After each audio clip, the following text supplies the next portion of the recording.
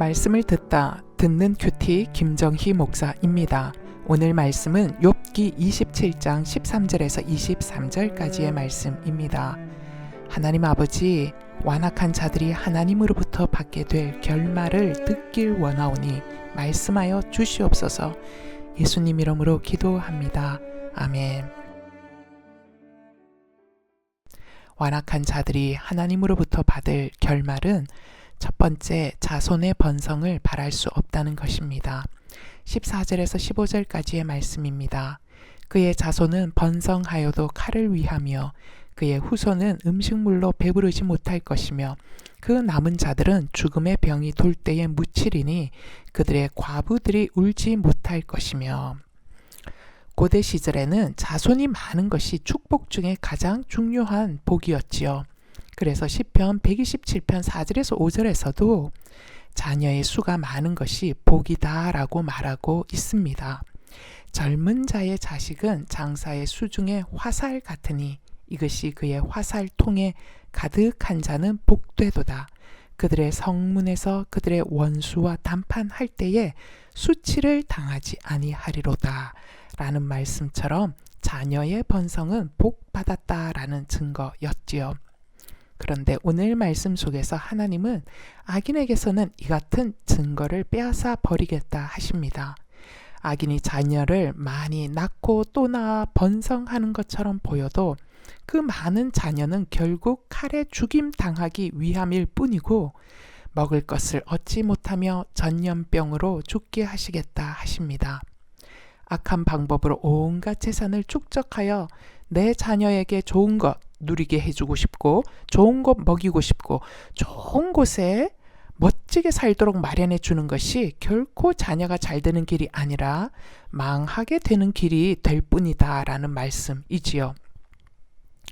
그러나 믿음 때문에 의로운 길로 걸으려면 땀 흘려 얻어야 하는 수고의 대가가 반드시 있어야 합니다. 때론 정직하게 땀을 흘려도 악인들의 농간으로 수고의 대가를 제대로 받지 못할 때도 있을 겁니다. 그런데 이렇게 사는 것이 자손이 번성하는 길입니다. 믿음 때문에 그 하나님을 경외하기 때문에 이렇게 살아가는 것, 그것이 자녀가 잘 되는 길이라는 것이죠. 믿음의 길로 걸어갈 때 때론 내 자녀에게 이런저런 세상 좋은 것들을 누리게 하진 못하는 것 같아도 주님을 주인 삼아 검소함으로 살 때 자녀들은 작은 것에도 만끽하는 감사가 있고 작은 것도 크게 누릴 줄 아는 기쁨이 있는 자녀로 자라나게 되지요. 묵상 질문입니다. 남들이 누리는 것을 다 누릴 수 있는 환경을 자녀에게 제공하는 것이 좋은 부모일까요? 내가 생각하는 능력 있는 부모는 어떤 사람인가요? 돈이 많은 부모입니까? 아니면 경건한 부모입니까? 자녀는 내 뒷모습을 통해 정말 제대로 잘 살 수 있는 길이 무엇인지를 잘 배우고 있는지요? 완악한 자들이 하나님으로부터 받을 결말은 두 번째, 움켜쥔 재물이 한순간에 날아가 버립니다. 16절에서 18절 말씀이에요. 그가 비록 은을 티끌같이 쌓고 의복을 진흙같이 준비할지라도 그가 준비한 것을 의인이 입을 것이요 그의 은은 죄 없는 자가 차지할 것이며 그가 지은 집은 좀의 집 같고 파수꾼의 초막 같을 것이며. 악한 자들이 자신들을 위해 약한 자들의 것을 빼앗고 억압하고 거짓된 저울과 방법으로 재산을 쌓고 또 쌓고 하여도 이런 재산은 마치 날개라도 달린 듯 한순간에 날아가고 날아간 악인의 재산은 죄 없는 자가 차지하고 누리도록 하시겠다 합니다. 악인들이 돈을 목숨처럼 귀하게 여기는 이유가 뭡니까? 돈이 어려움과 환난의 때에 자신들을 지켜줄 수 있는 든든한 소망이라고 믿기 때문입니다. 예수님은 이런 어리석은 부자를 비유로 말씀하시면서 당장 내일 자신이 죽는지도 모르고 쌓아두되 한없이 쌓아두는 어리석은 부자를 향해 어리석은 자야, 오늘 밤에 너의 목숨을 되찾아 갈 것이다. 그러면 너가 마련해 둔 것은 누구의 차지가 되겠느냐라고 질문하셨지요. 돈이 생명줄인 것처럼 붙들고 살다 보니 정작 어리석은 자는 내 곁에 있는 이웃은 보이지도 않고 완전히 자기 안에 갇힌 삶을 살아가게 됩니다. 그러다 보니 하나님을 향해 하늘 위로 향한 문도 닫혀 있고, 그리고 미래에 대한 문도 닫혀 있고, 옆의 이웃들에 대한 문도 닫혀져 있는 스스로 이기적인 옥에 갇힌 수감자의 삶을 살 뿐입니다. 묵상 질문이에요. 당신이 지금 쌓아놓고 싶은 것은 무엇입니까? 재물을 향한 집착을 놓지 못하는 이유는 무엇 때문인지요? 이것이 육적인 문제가 아니라 영적인 문제인 것을 아십니까? 탐심으로 인한 이기주의로 스스로 벽을 쌓고 갇힌 자처럼 살아가고 있지는 않는지요? 완악한 자들이 하나님으로부터 받을 결말은 세 번째, 불쌍히 여김을 받지 못합니다. 21절에서 23절까지의 말씀입니다. 동풍이 그를 들어 올리리니 그는 사라질 것이며 그의 처소에서 그를 몰아내리라. 하나님은 그를 아끼지 아니하시고 던져버릴 것이니 그의 손에서 도망치려고 힘쓰리라.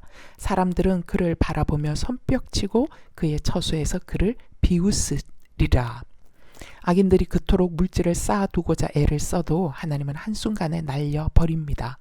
그리고 물질만 날리는 것이 아니라 악인이 그토록 아끼던 자기의 집에서도 내침을 당하게 하십니다.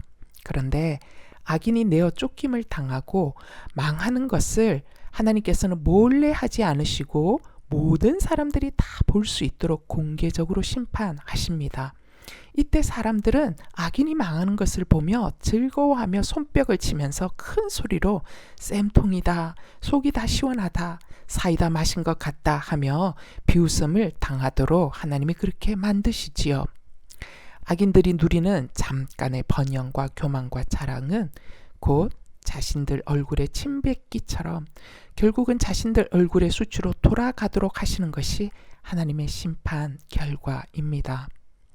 번영과 번성이 내 삶의 목적이 되어서는 안 되는 이유이기도 하지요. 우리의 삶의 목적은 하나님을 추구하는 것이어야 합니다. 하나님의 성품을 닮아가는 것이어야 하지요. 그래야 우리가 악인들의 협박과 교만과 악행 때문에 내가 넘어지거나 실족하지 않을 수 있습니다.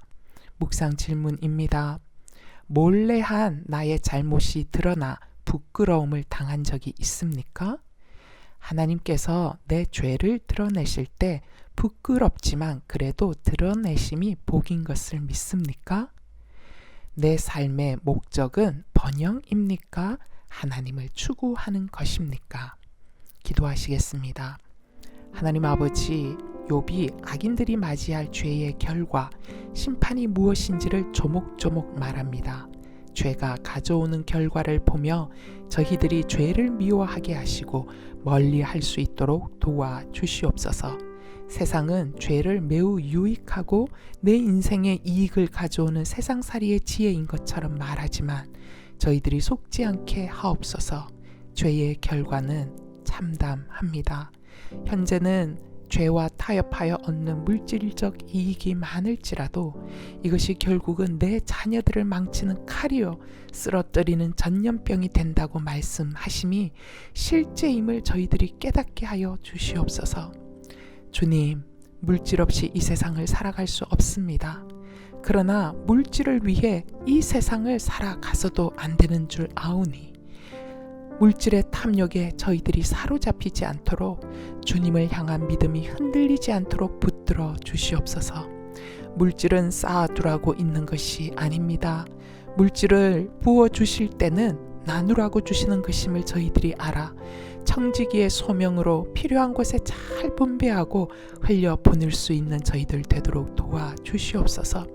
이를 위해 지금 주신 재물 중에 구제를 위한 비용을 기꺼이 떼어서 나누는 실행을 할 수 있게 하옵소서. 아버지, 악한 것은 그 모양이라도 멀리하게 하셔서 선한 양심으로 성령의 음성에 민감한 삶으로 매일 주님과 동행하며 살 때에 하늘의 기쁨이 저희 안에 차고 넘치는 은혜를 맛보는 저희들 모두가 될 수 있도록 축복하여 주시옵소서. 그래서 삶의 목적이 세상의 부요와 풍요가 아니라 내 하나님을 알아가는 것이고, 내 하나님과 더 친밀해지는 것이고, 내 하나님을 닮아가는 인생이 다 되도록 저희들에게 기름을 부어 주시옵소서. 우리 주 예수 그리스도 이름으로 기도하옵나이다. 아멘.